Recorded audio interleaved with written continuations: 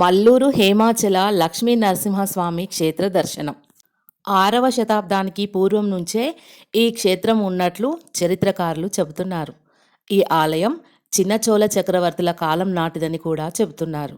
ఈ క్షేత్రమంతా కూడా అర్ధచంద్రాకారంలో ఉంటుంది.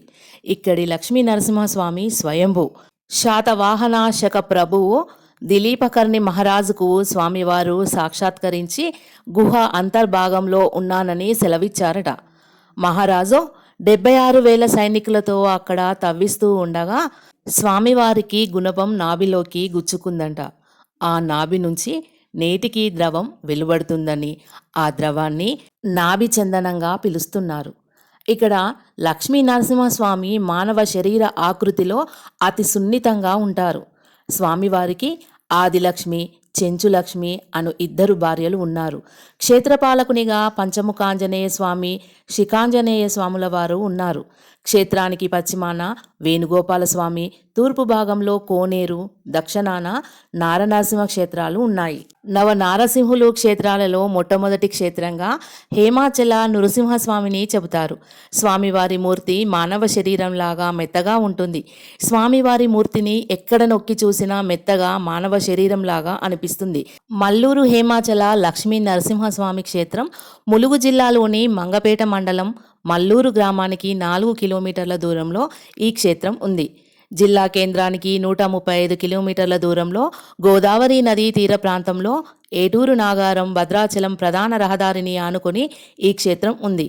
ఈ క్షేత్రంలో అనేక విశేషాలు ఉన్నాయి. హిమాలయాల్లో మాదిరిగానే ఈ హేమాచల క్షేత్రం ప్రకృతి వైద్యానికి వనమూలికలకు పెట్టింది పేరు.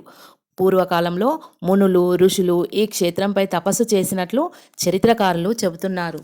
ఈ మల్లూరులో ఉన్నటువంటి హేమాచల నృసింహస్వామి క్షేత్రంలో ఉన్న ప్రత్యేకమైనటువంటి ఆకర్షణ ఇక్కడ ఉన్నటువంటి చింతామణి జలపాతం. దట్టమైన అడవిలో కొండలపై నుండి వస్తున్న ఈ జలధారను చింతామణి జలపాతంగా చెబుతారు. ఈ జలపాతంలో భక్తులు భక్తి స్నానాలు చేస్తారు. ఈ జలధార విశేషమైన ఔషధ గుణాలు కలిగిందని, దీనిని సేవిస్తే సమస్త రోగాలు మటుమాయమవుతాయని భక్తుల ప్రగాఢ నమ్మకం. దీనికి సమీపంలోనే మరొక చిన్న జలపాతం కూడా ఉంది. చింతామణి జలపాతానికి సమీపంలో మహాలక్ష్మీదేవి పురాతన మందిరం కూడా ఉంది. హేమాచల నృసింహ క్షేత్రాలలో ఇతర దేవతా మందిరాలు కూడా ఉన్నాయి. ఈ దివ్యాలయ ప్రాంగణంలో ఆంజనేయ స్వామి, నవగ్రహ మండపం, లక్ష్మీదేవి, గోదాదేవి మందిరాలు కూడా దర్శనమిస్తాయి. ఈ దివ్యాలయ సందర్శనం పూర్వజన్మల పుణ్యఫలంగా భక్తులు భావిస్తారు. ఈ క్షేత్రంలో ఏటా వైశాఖ శుద్ధ పౌర్ణమికి స్వామివారికి అత్యంత ఘనంగా బ్రహ్మోత్సవాలను నిర్వహిస్తారు.